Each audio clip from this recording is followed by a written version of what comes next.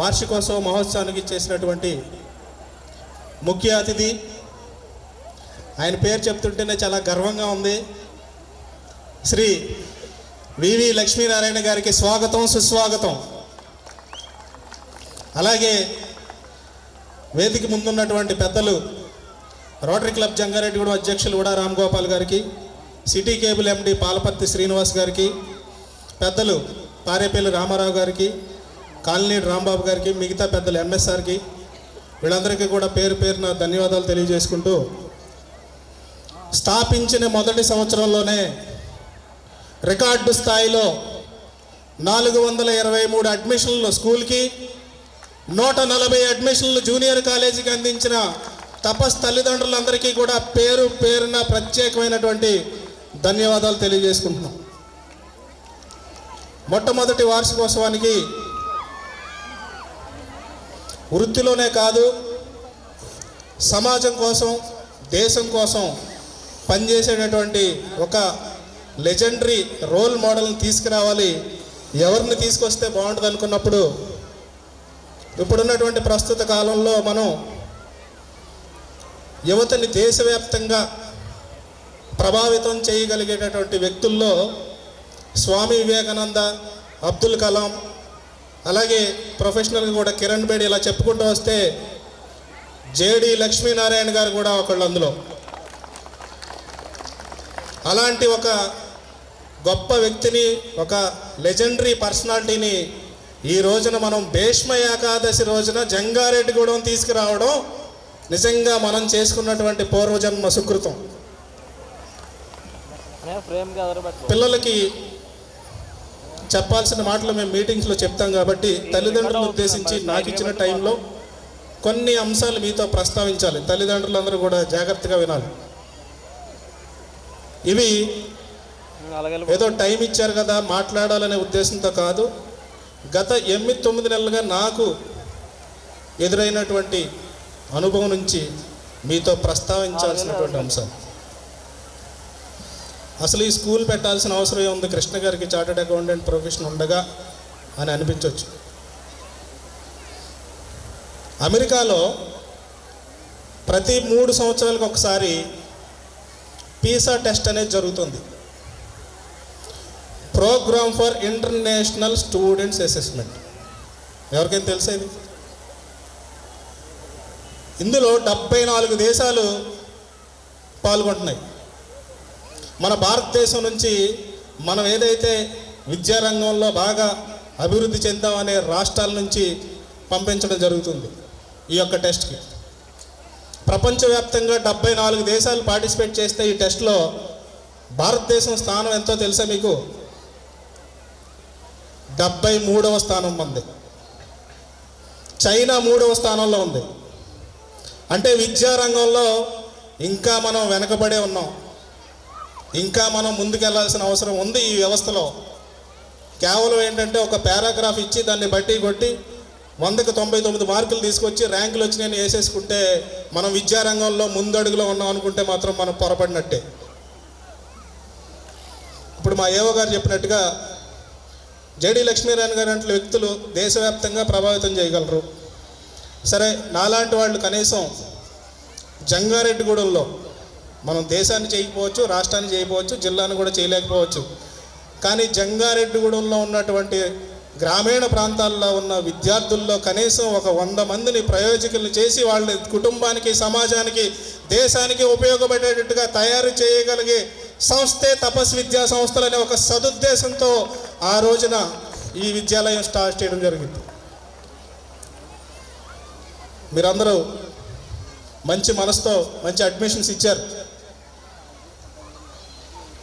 ఈ యొక్క మిషన్ కూడా మీరు చూస్తే Tapas mission is to empower and enable rural students to become global leaders. మా మిషన్లో ఆ వర్డింగ్స్ యాడ్ చేశాను నేను, తపస్ మిషన్లో, విజన్ అండ్ మిషన్లో. ఈ రోజున గ్లోబలైజేషన్ జరుగుతున్నటువంటి సమయంలో జంగారెడ్డిగూడెం పిల్లలు విజయవాడ పిల్లలతోనో రాజమండ్రి పిల్లలతోనో పోటీ పడితే సరిపోదమ్మా.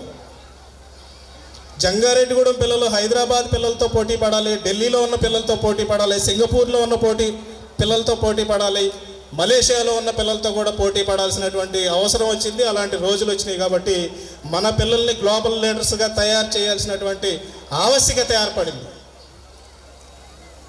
అలాగే తల్లిదండ్రులకి పిల్లల విషయంలో పిల్లలు ఎప్పుడూ కూడా చెప్తే వినరు. They won't listen, they will follow. చూడండి, మీరు పిల్లలు పెద్ద కళ్ళు వేసుకుని చూస్తారు, అంటే అబ్జర్వ్ చేస్తూ ఉంటారు మనల్ని. మీరందరూ కూడా పిల్లలకి రోల్ మోడల్స్గా ఉండాలి. అంటే మన ప్రవర్తన, మన విధి విధానాలు కరెక్ట్గా ఉన్నప్పుడు ఖచ్చితంగా పిల్లలు కూడా అవి ఫాలో అవుతారు. రోల్ మోడల్ అంటే బాగా డబ్బు సంపాదించడమో పేరు సంపాదించడమో కాదు. ఒక 5 ఎకరాల పొలం ఉన్న రైతు ప్రతిరోజు పొలం వెళ్ళి రోజంతా కష్టపడి ఇంటికి వచ్చి తన కుటుంబాన్ని చక్కగా చూసుకుంటూ జీవితంలో ఎవరికి అపకారం చేయకుండా, ఎవరిని మోసం చేయకుండా నిజాయితీగా బతికితే ఆ తల్లిదండ్రులే పిల్లలకు రోల్ మోడల్. అలాంటి తల్లిదండ్రులే పిల్లలకు రోల్ మోడల్. మా నాన్నగారు మాకు రోల్ మోడలే, 5 ఎకరాలు వ్యవసాయం చేసిన. అలాగా మీరు ప్రతి ఒక్కళ్ళు కూడా, మనం అబద్ధం ఆడితే పిల్లలు ఆడతారు. పిల్లలు ఒక మట్టి ముద్ద లాంటి వాళ్ళు. దాన్ని కొండ కింద తయారు చేస్తే నలుగురికి ఉపయోగపడతారు, వదిలేస్తే అలాగే మట్టిగానే మిగిలిపోతారు. రెండవది, పిల్లల్లో దేశభక్తి నింపాల్సిన బాధ్యత మీ మీద, మా మీద, అందరి మీద ఉంది. ఎందుకు సార్ దేశభక్తి ఎందుకు నేర్పించాలి? దేశాన్ని ప్రేమించేవాడు రాష్ట్రాన్ని ప్రేమిస్తాడు, రాష్ట్రాన్ని ప్రేమించేవాడు జిల్లాని ప్రేమిస్తాడు, జిల్లాని ప్రేమించేవాడు ఊరిని ప్రేమిస్తాడు, ఊరిని ప్రేమించేవాడు తల్లిదండ్రుల్ని ప్రేమిస్తాడు. రేపనే రోజున వృద్ధాశ్రమాలన్నీ కూడా తగ్గిపోతాయి. భారతదేశం యొక్క గొప్పతనం గురించి పిల్లలకు చెప్పండి టైం ఉంటే. ఇన్ని మతాలు, ఇన్ని కులాలు, ఇన్ని ప్రాంతాలు, ఇన్ని భాషలు ఉన్నా కూడా ఈ రోజుకి స్వాతంత్రం వచ్చి 75 సంవత్సరాలు అవుతున్నా కూడా మనం దేశంగా ఒక్కటిగా నిలిచామంటే అది భారతదేశం యొక్క గొప్పతనం. పక్కనున్న పాకిస్తాన్ కనీసం 25 ఏళ్ళు కూడా కలిసి ఉండలేదు. 1971లో పాకిస్తాన్, బంగ్లాదేశ్ 2 విడిపోయినాయి. ఒకే భాష మాట్లాడే దేశాలు కూడా కలిసి ఉండలేదు. కానీ భారతదేశం అలా కాదు. ఈ రోజుకి కూడా మనం చాలా బలంగా ఉన్నాం. గట్టిగా మాట్లాడితే కాశ్మీర్ని కూడా వదులుకోలే, కాశ్మీర్ని కూడా మనలో కలుపుకొని ఈ రోజున మన దేశం యొక్క ఔన్నత్యాన్ని ప్రపంచానికి చాటి చెప్పాం. అలాంటి దేశం గురించి పిల్లలకి చెప్పాల్సిన బాధ్యత ఉంది. స్వాతంత్ర సమరయోధుల గురించి తల్లిదండ్రులు వివరించాలి అవకాశం వచ్చినప్పుడల్లా. ఒక మంగల్ పాండే, చంద్రశేఖర్ ఆజాద్, సర్దార్ వల్లభాయ్ పటేల్, సుభాష్ చంద్రబోస్, అల్లూరి సీతారామరాజు, భగత్ సింగ్, ఇలాంటి మహనీయుల గురించి చెప్పాల్సిన బాధ్యత తల్లిదండ్రుల మీద ఉంది. ఇంకొక విషయం, నాకు ఎదురైనటువంటి అనుభవం. ఒకరోజు ప్లే గ్రౌండ్ అంతా కూడా క్లీన్ చేద్దాం ప్రిన్సిపల్ గారు అంటే, సార్ ప్లే గ్రౌండ్ పిల్లలతో క్లీన్ చేయిస్తే పేరెంట్స్ ఎవరైనా సరే కంప్లైంట్ చేసే అవకాశం ఉంది సార్. అదేంటి సార్ ప్లే గ్రౌండ్ క్లీన్ చేస్తే పేరెంట్స్ ఎందుకు కంప్లైంట్ చేస్తారు? కొంతమంది హర్ట్ అవుతారు.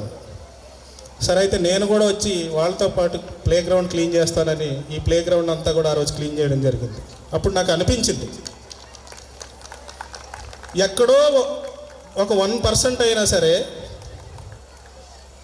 తల్లిదండ్రులు మా పిల్లాడి ఎండలోకి వెళ్ళకూడదు, మా పిల్లాడికి మట్టి ఎందుకు అందుకుంది, మా పిల్లాడికి దెబ్బ ఎందుకు తగిలింది, ఇలాంటి ఆలోచన విధానం ఉన్నటువంటి పేరెంట్స్ ఉన్నారు. పిల్లలు అన్నాక ఎండలో ఆడాలి, మట్టిలో దొరలాలి, దెబ్బలు తగలాలి, అప్పుడే వాడి భవిష్యత్తులో, వాడి జీవితంలో ఎదురు దెబ్బలైనా సరే తట్టుకుని సక్సెస్ అవుతాడు.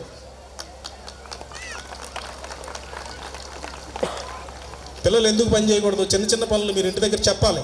పెద్దవాళ్ళు వచ్చినప్పుడు తీసుకెళ్ళి వాటర్ ఇవ్వడం, కిరాణా కొట్టుకు వెళ్ళడం, కరెంటు బిల్లు కట్టడం, బాధ్యతలు అప్పచెప్పడం ఇప్పటి నుంచే నేర్పించాలి మీరు. న్యూజిలాండ్ దేశంలో 10 సంవత్సరాలు పైబడిన పిల్లలందరూ కూడా ఆదివారం సెలవు రోజున కార్ వాష్ కార్డులు పట్టుకుని నిలబడతారు రోడ్డు పక్కన. తెలుసా ఎంతమంది తెలిసింది? డబ్బున్న వాళ్ళు లేని వాళ్ళు సంబంధం ఉండదు. అందరు పిల్లలు కార్ వాష్ బోర్డు పట్టుకుని నిలబడతారు. వచ్చిన కారు వాష్ చేస్తే వాళ్ళకి ఒక $10 $15 వస్తాయి. అలాగే రోజుకు ఒక 5-6 కార్లు వాష్ చేస్తారు. గుండెల మీద చేసుకుని చెప్పండి, మీలో ఎంతమంది దీనికి ఒప్పుకుంటారు తల్లిదండ్రులు భారతదేశంలో? మా అబ్బాయ మా కారే కడగడు, వాడేవాడు కారు, రోడ్డు మీద వెళ్ళే కారు ఎలా కడుగుతాడు? ఈ టైప్ ఆఫ్ పేరెంటింగ్ అనేది మంచిది కాదు. ఈ టైప్ ఆఫ్ ఓవర్ ప్యాంపరింగ్ అనే పేరెంటింగ్ మంచిది కాదు. పిల్లల్ని ప్రేమించండి, పని చేయించండి, బాధ్యతలు చెప్పండి. పిల్లల్ని అతి గారాబం చేస్తే రేపనే రోజున మళ్ళీ మనం వాళ్ళని చూసి బాధపడాల్సినటువంటి పరిస్థితి వస్తుంది. ఇంకొకటి, పిల్లల్ని ఎప్పుడు కంపేర్ చేయొద్దు. Don't compare at any cost. మా పిల్లాడికి 90 మార్క్స్ వచ్చినాయి, పక్కింటి పిల్లాడికి 95 వచ్చినాయి. No, every flower will have its own flavour. ప్రతి పువ్వు కూడా దానికి ఉన్నటువంటి స్వభావం, లక్షణం ఉంటుంది. కంపేర్ చేయలేం. పిల్లలు పువ్వులు లాంటి వాళ్ళు. గులాబీ పువ్వుకుంటే ప్రత్యేకత గులాబీ పువ్వుకు ఉంటుంది, మల్లె పువ్వుకుంటే ప్రత్యేకత మల్లె పువ్వుకు ఉంటుంది. ఒక స్టూడెంట్ బాగా చదవచ్చు, ఇంకో స్టూడెంట్ మ్యూజిక్లో రాణించవచ్చు, ఇంకో స్టూడెంట్ గేమ్స్లో రాణించవచ్చు, ఇంకొకడు ఎస్ఏ రైటింగ్లో రాణించవచ్చు, ఇంకొకడు పాలిటిక్స్లో రాణించవచ్చు, ఇంకొకడు వేరే యాక్టివిటీస్లో రాణించవచ్చు. ఎడ్యుకేషన్ అనేది ఒక పార్టే. దాన్ని మీరు తీసుకోవడానికి సిద్ధంగా ఉండాలి తల్లిదండ్రులుగా. ఇద్దరు పిల్లలు ఉన్నా కూడా కంపేర్ చేయొద్దు. నాకు తెలిసి ప్రపంచంలో 99% ఏ తల్లి పుట్టిన ఇద్దరు కొడుకులు కూడా ఒకేలాగా చదవరు, ఇద్దరికి ఒకేలాగా మార్కులు రావు. దాన్ని మనం డైజెస్ట్ చేసుకోవాలి, దాన్ని మనం తీసుకోవడానికి సిద్ధంగా ఉండాలి. పిల్లల మీద మీరు ఒత్తిడి తీసుకురావద్దు అనవసరంగా. ఉత్తేజపరచండి, డోంట్ ప్రెజరైజ్, మోటివేట్. పిల్లల్ని మోటివేట్ చేయండి. అలాగే మీరిచ్చే కంప్లైంట్స్ ఏమున్నా కూడా ఒక అద్భుతమైనటువంటి వ్యవస్థను ఇక్కడ మేము తయారు చేయడం జరిగింది. అడాప్షన్ కాల్స్ ఉన్నాయి, పేరెంట్ టీచర్ మీటింగ్ ఉంది, ఫీడ్బ్యాక్ సిస్టమ్ ఉంది. ఇన్నున్నా కూడా, ఇన్ని మిస్ అయినా కూడా అక్కడ కంప్లైంట్ బాక్స్ ఉంటుంది. ఖచ్చితంగా మీరు ఇచ్చినటువంటి కంప్లైంట్ వితిన్ 1 వీక్లో దాన్ని కన్సర్న్ డిపార్ట్మెంట్కి ఫార్వర్డ్ చేసి దాన్ని రిజాల్వ్ చేయడం జరుగుతుంది. పేరెంట్స్ ఏ విధంగా అయితే మీ యొక్క ఆలోచన విధానానికి, మీ యొక్క అవసరానికి అనుగుణంగానే విద్యా సంస్థలు వెళ్తాయమ్మా. ఈ కరోనా తర్వాత కొంత మార్పు కనపడుతుంది పేరెంట్స్లో. మీకు చిన్న ఉదాహరణ, ఓంకారనాదానుసంధానమే గానమే శంకరాభరణం అనే పాట రాసింది వేటూరి సుందరరామూర్తి గారు. వంగతోట మలుపు కాడ కొంగుబట్టి లాగాడే, ఈ పాట రాసింది కూడా వేటూరి సుందరరామూర్తి గారే. వేటూరి సుందరరామూర్తి గారు ఏదైతే శంకరాభరణం రాశారో అదే చేత్తో వంగతోట మలుపు కాడ అనే పాటను కూడా రాశాడు ఆయన. అంటే దాని అర్థం ఏంటి? ప్రేక్షకుల యొక్క అభిరుచుల మేరకు, వాళ్ళ ఇష్టాల మేరకు పాటలు రాయాల్సిన అవసరం వస్తుంది, సినిమాలు తీయాల్సిన అవసరం వస్తుంది. ఎందుకంటే వాళ్ళకు కూడా ఆర్థికంగా ఇబ్బందులు ఉంటాయి. అంటే ప్రేక్షకుడు అభిరుచులు మారితే సినిమాలు మారిపోతాయి, పాటలు మారిపోతాయి. ఇదే శంకరాభరణానికి 1000 కోట్లు వచ్చిందనుకో ఈ రోజున, అలాంటి సినిమాలు ఇంకా వస్తాయి మళ్ళీ. అలాగే తల్లిదండ్రులుగా మీరు ఏదైతే విద్యా సంస్థల నుంచి కోరుకుంటున్నారో, విద్యా సంస్థలు మీరు కోరుకున్నటువంటి సదుపాయాలు, మీరు కోరుకున్నటువంటి ఎడ్యుకేషన్ తీసుకురావడానికి వేరే దారి లేక, గత్యంతరం లేక మీ వెనక వస్తాయి.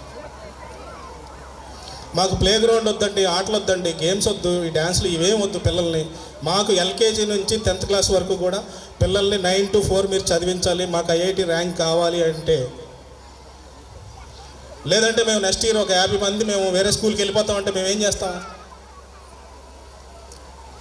వేరే ఆప్షన్ లేదు, ప్లే గ్రౌండ్కి తాళం వేసేస్తాం, పిల్లలందరినీ రూమ్లోనే కూర్చోబెట్టి చదివిస్తాం. అదే మీరు ప్లే గ్రౌండ్ లేని స్కూల్లో మా పిల్లల్ని జాయిన్ చేయమని మీరు అందరూ కూడా తీర్మానం చేసుకుంటే జంగారెడ్డిగూడెం కాదు, జిల్లా కాదు, రాష్ట్రం కాదు, దేశవ్యాప్తంగా ప్లే గ్రౌండ్ లేని స్కూలే కనపడదు మీకు.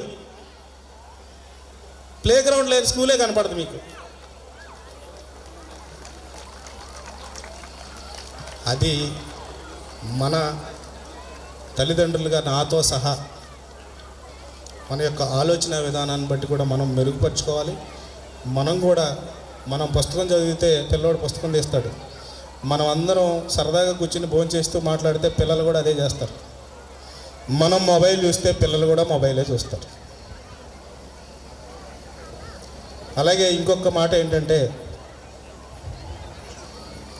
తపస్ విద్యా సంస్థల్లో ఆడపిల్లల విషయంలో అది టీచర్స్ అవ్వచ్చు, పిల్లలు అవ్వచ్చు, జూనియర్ కాలేజీ పిల్లలు అవ్వచ్చు, మీకు అందరికీ తల్లిదండ్రులకి ఇక్కడ జేడి లక్ష్మీనారాయణ గారి ఒక నిజాయితీ గల పోలీస్ ఆఫీసర్ ముందు నేను మాట్లాడుతున్న స్టేజ్ మీద ఉండి ఇంతమంది సమక్షంలో, ఆడపిల్లల విషయంలో మేము తప్పు చెయ్యం, చేస్తే వదిలిపెట్టాం. అది ఏ స్థాయి వ్యక్తి అయినా సరే, ఎవరైనా సరే, ఆడపిల్లల విషయంలో ఎవరిని కూడా ఉపేక్షించేది లేదు. మా రూల్స్ మేము ఫాలో అవుతాం, మా సిస్టమ్ మాకు ఉంటుంది. దయచేసి తల్లిదండ్రులందరూ కూడా దీనికి సహకరించాల్సిందే. ఇంకొక విషయం ఏంటంటే, రీసెంట్గా ఒక పేరెంట్తో ఇష్యూ కూడా అయింది. ఇక్కడ చైర్మన్గా మా అబ్బాయి అయినా, ఇక్కడ ఒక ఆయమ్మ పిల్లాడు కూడా చదువుతున్నాడు. ఆ పిల్లాడైనా ఇద్దరూ సమానమే. సమానత్వం అనేది ఎక్కడి నుంచి మొదలు పెట్టకపోతే ఎప్పటికీ రాదు. ఇంకా పేరెంట్స్ కొంతమంది 99% మంది నాకు తెలిసిన పేరెంట్స్, అందులో 50% మంది నా బంధువులు. దాన్ని నేను కాదన్నా. కానీ ఇక్కడికి వచ్చేసరికి ఇది ఒక వ్యవస్థ. పిల్లాడిని 4 ముందులోపు తీసుకెళ్లాలంటే ఖచ్చితంగా మీరు అవుట్ పాస్లో సంతకం పెట్టాలి. కావాలంటే చూడండి, నా సంతకాలు కూడా ఉంటాయి. నేను మా పిల్లాడిని తీసుకెళ్ళినా సైన్ చేసి తీసుకెళ్తాను. అంటే ఇక్కడ ఉన్నటువంటి రూల్స్ బ్రేక్ చేయడానికి నేను ఇష్టపడను. మా డైరెక్టర్స్కి అదే చెప్తాను, మా స్టాఫ్కి అదే చెప్తాను. దయచేసి మీరందరూ కూడా సహకరించాలి. మీరు గొడవ పడకూడదు. ఇది కృష్ణ గారిది, మా తమ్ముడిది, మా అన్నయ్యది, మా బంధువుది. మేము చెప్తే వినరేంటి కాదు. ఇది ఒక వ్యవస్థ. ఇక్కడ మేము పెట్టుకున్నటువంటి సిస్టమ్స్ కానీ, ఇక్కడ కంట్రోల్స్ కానీ, విధి విధానాలు కానీ, ప్రొసీజర్స్ కానీ ప్రతి ఒక్కళ్ళు కూడా ఫాలో అవ్వాల్సినటువంటి అవసరం ఉంది. దయచేసి తల్లిదండ్రులందరూ కూడా మాకు సహకరించండి. ఎక్కడ ఏ పొరపాటు జరిగినా, ఏ సలహా ఇవ్వాలన్నా, సూచన ఇవ్వాలన్నా నిర్మోహమాటంగా మీరు చెప్పండి. మేము భవిష్యత్తులో రాబోయే 100 సంవత్సరాల ఆలోచన ఉంది ఈ తపస్సు విద్యా సంస్థలకి. మీరు చెప్పే ప్రతి సలహా, ప్రతి సూచన, ప్రతిదీ కూడా మేము పాజిటివ్గా తీసుకుని మమ్మల్ని మేము మెరుగుపరుచుకుని ఒక అద్భుతమైనటువంటి విద్యా వ్యవస్థని తయారు చేయడంలో భారతదేశంలో ఒక మహాసముద్రంలో ఒక బకెట్ నీళ్ళగా మేము సైతం ఈ దేశం కోసం కనీసం ప్రతి సంవత్సరం కూడా ఒక 100 మంది విద్యార్థుల్ని సమాజం కోసం, దేశం కోసం పనిచేసే పిల్లల్ని తయారు చేయడంలో అహర్నిశలు శ్రమిస్తామని ఈ సందర్భంగా తెలియజేసుకుంటూ సెలవు తీసుకుంటున్నాను. Thank you. జై హింద్.